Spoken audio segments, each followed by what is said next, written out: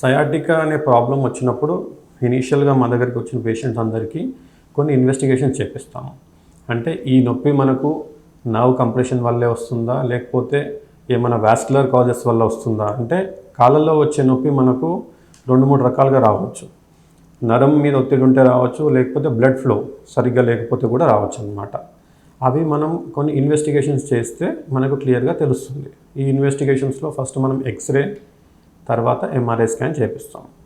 MRI scan చేయించినప్పుడు మనకు నరం మీద ఒత్తిడి ఎంత ఉంది, దీన్ని ఆపరేషన్ ద్వారా సరి చేయొచ్చా, లేదా ఆపరేషన్ లేకుండా అంటే మందులు ఫిజియోథెరపీతో సరి చేయొచ్చా అనేది మనకు ఒక అవగాహన వస్తుందన్నమాట.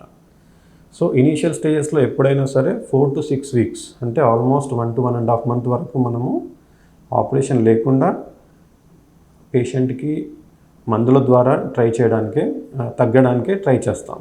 దీంట్లో మనకు మెయిన్గా కొన్ని ఎన్ఎస్ఐడ్స్ అంటే పెయిన్ కిల్లర్స్ ఉంటాయి. దాంతోపాటు కొన్ని న్యూరోపతిక్ మెడిసిన్స్ అంటే ప్రిగబాలిన్ కానీ గాబాపిన్ మెడిసిన్స్ కానీ ఉంటాయి. ఈ మందులు మనం ఇనీషియల్గా 4 to 6 వీక్స్ వరకు అందరికీ ఇస్తాము.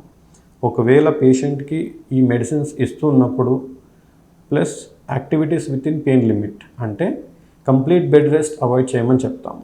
పేషెంట్స్ ఎవరైతే కంప్లీట్గా బెడ్ రెస్ట్ తీసుకుంటారో వాళ్ళకు మజిల్ వీక్నెస్ ఎక్కువ అవుతుంది.